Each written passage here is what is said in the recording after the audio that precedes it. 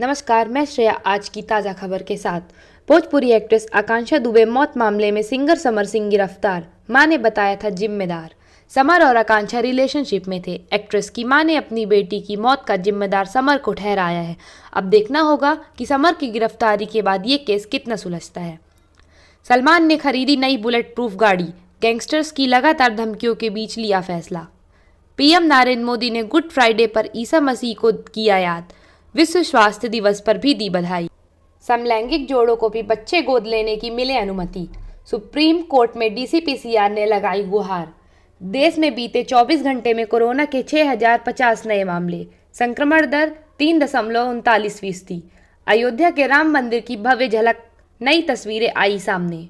SSC GD result 2023। क्या good Friday पर खत्म हो सकता है जीडी कांस्टेबल रिजल्ट का इंतजार, या फिर अभी लगेगा समय? धन्यवाद।